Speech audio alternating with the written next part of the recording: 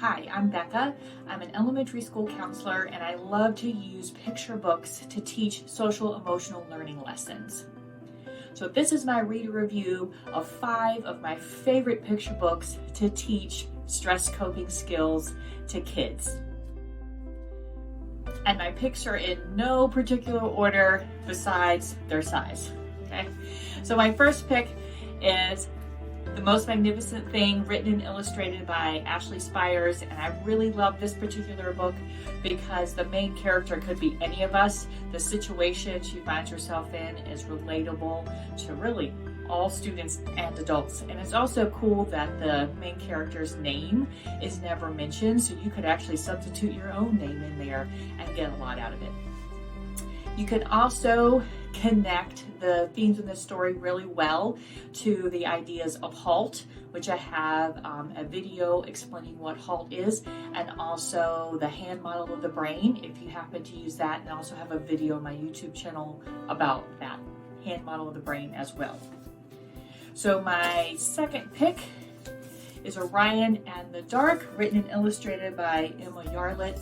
I like this particular one because the main character, instead of denying or ignoring or trying to avoid what he's really scared of, which is the dark, you can tell that by the title, instead he learns to face his fear head on and to be able to deal with those feelings rather than trying to avoid them, which I think is really good for kids.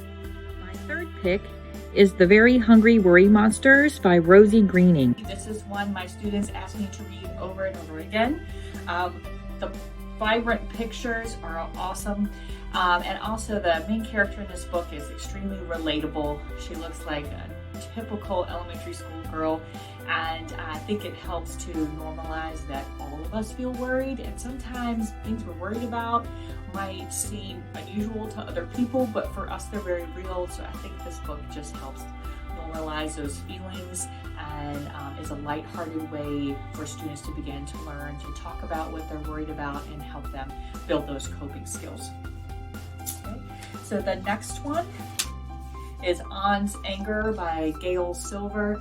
I've used this with all ages of students, but I think it's really good for that kindergarten, first grade age, maybe even down to 3 or 4. So the situation that the boy finds himself in this book is very simple. He's building blocks and he doesn't want to stop building blocks to come down for dinner. So it's a simple situation, but we've all seen maybe our own children get really upset when they have to stop on what they're doing. And so it shows how he works through that problem. And I also really like this book because the adult figure is his grandfather in the book, and he stays very calm throughout the entire book, and it really shows what adults need to model in their behavior also when dealing with stress. So being calm, practicing breathing exercises, so adults need that too. So I really love this book for those reasons. And my 5th pick is After the Fall by Santat.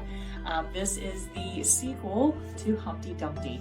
And so we all know what happened in the original Humpty Dumpty story. He fell off the wall. So this particular story explains how he got back up again, how he learned to overcome his fears and take flight once more. So it's again, a nice relatable story that students already know the Humpty Dumpty story most likely, so it's a fun way to carry that through. So thanks for listening to me for the past few minutes. I hope you take a look at these 5 books to teach stress coping skills. I'm sure this will be the first list of many because I always find new children's books that I love to use. So thanks so much. I hope you have an awesome week and a great time exploring new books.